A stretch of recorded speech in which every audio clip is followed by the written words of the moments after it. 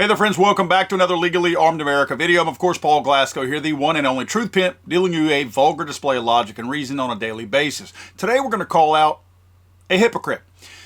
See, I don't care what your title is, I don't care how much money you make, I don't care if you're popular, I don't care if you have a #1 hit on the radio, I don't care if you're the Pope. When you are full of crap, you are full of crap, regardless of your title, your income, or even a piece of paper hanging on a wall saying how important and smart you are. You are still stupid, ignorant, and a dummy if you say stupid, ignorant, and dumb things. First, guys, please go check out my friends Gideon Optics over at GideonOptics.com. These guys make some absolutely great optics. Very, very functional optics, but very robust. These things can take a beating. I've actually mounted a couple of them on shotguns, and they absolutely hold zero through the entire range session. These things are good.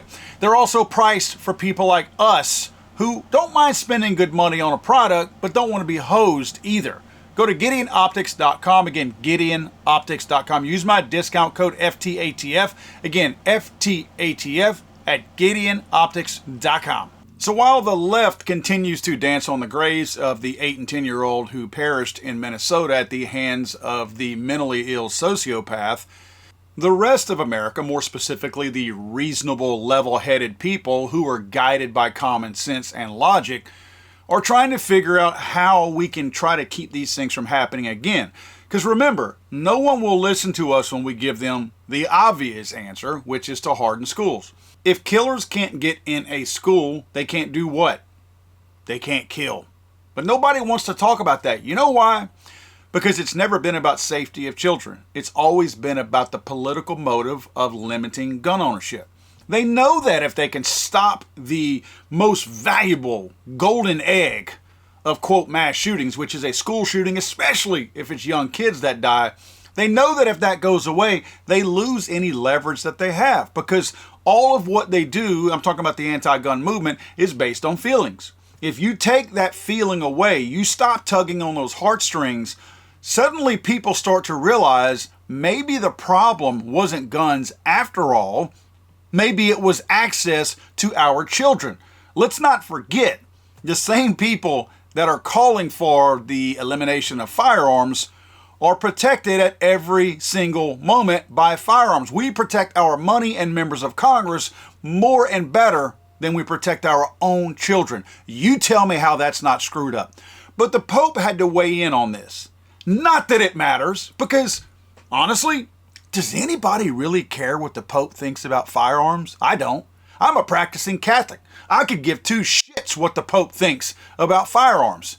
The guy doesn't live in the real world. The guy has never lived in the real world. No Pope has ever lived in the same world that we live in. Popes and priests don't have real jobs. Popes and priests don't have to work hard for their jobs. Popes and priests are given everything. Popes and priests have free places to stay. Popes and priests are basically the welfare babies of religion. They live in protected worlds. They live in worlds where even criminals in many cases won't seek to do a priest harm because he's a priest. It's just kind of a taboo thing, right? I mean, it's just one of those things that you just don't hear a whole lot of priests being abused by these same criminals. So these priests are not at the same level of threat that we are in modern day life. They, again, lead a very, very, very protected life, especially at the level that he was at in Hyde Park in Chicago, and certainly at the level where he's in Vatican City, where he has perfect security. Yeah, there's no threat to the Pope, but he still felt the need to weigh in from his very secure location in his studio, 5 stories above the general public that he was speaking to in Vatican City. So he gives the illusion that you're part of this, yet there's no conceivable way that anybody could have harmed this guy when he's speaking in an open window 5-6 stories high above everybody, 2 blocks over, looking over at St. Peter's Square. Let's take a look at the video and then we'll talk about it. Our prayers for the victims of the tragic shooting during a school mass in the American state of Minnesota. We include In our prayers, the countless children killed and injured every day around the world. Let us plead God to stop the pandemic of arms, large and small, which infects our world. May our Mother Mary, the Queen of Peace, help us to fulfill the prophecy of Isaiah.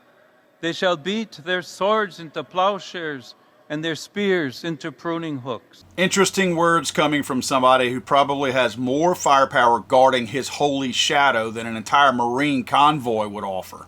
This dude just told every law-abiding American that they don't need guns. Can we talk about Chicago real quick? I mean, this guy used to live in Chicago. Let's talk about what happened in Chicago last night, right?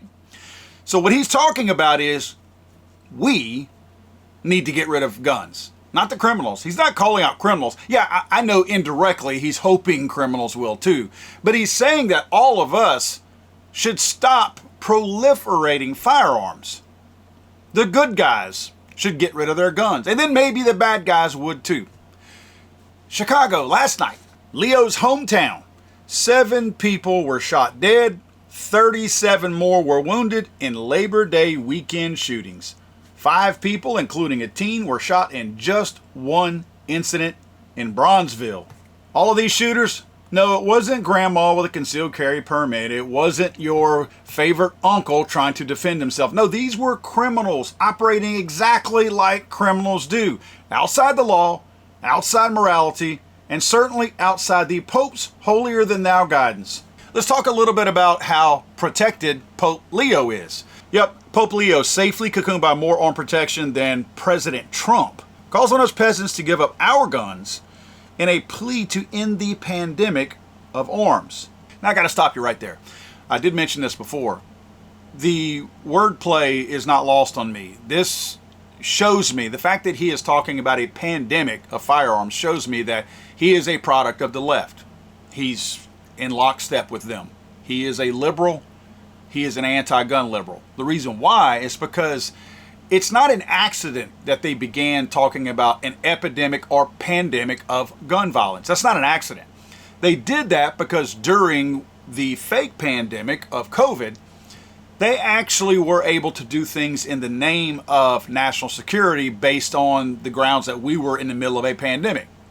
So by calling the firearm issue or firearm proliferation or whatever you want to call it a pandemic, this starts to mind F people into thinking that if people keep calling it a pandemic, at some point Congress will say the country recognizes this pandemic. Now we have to step in with some kind of executive action or whatever to start taking guns away because this is a pandemic. Remember the pandemic and the powers y'all gave us during the other pandemic? Well, we're taking those powers now because we can all agree that we're in the middle of a pandemic. They use the word for a very specific reason. This is not by accident. So Leo says, let us plead God to stop the pandemic of arms, large and small, which means handguns as well, which infects our world. Notice he didn't say a word about criminals, gangs, decades of failed policies in places that he grew up in, like Chicago. Guess that's not spiritual enough for him. Or maybe it's just too close to home. You see, apparently in Vatican logic, guns are a pandemic when the average citizen wants to defend themselves with them or their families with them.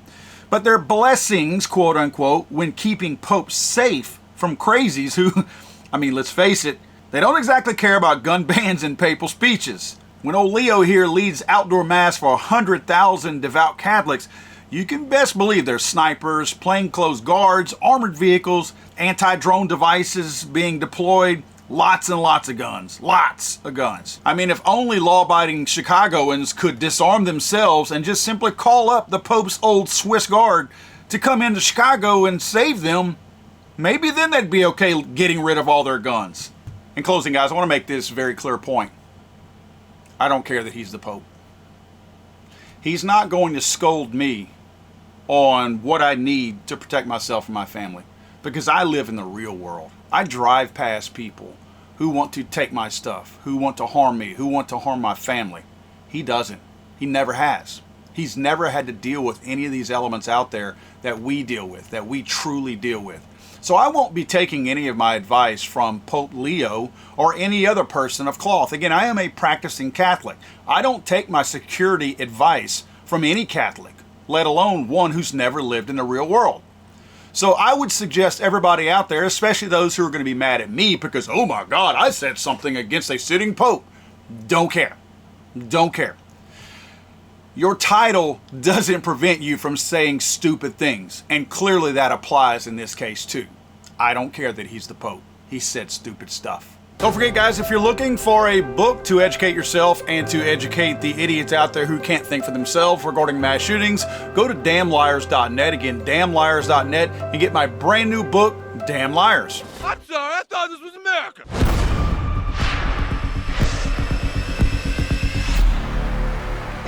Just hanging around.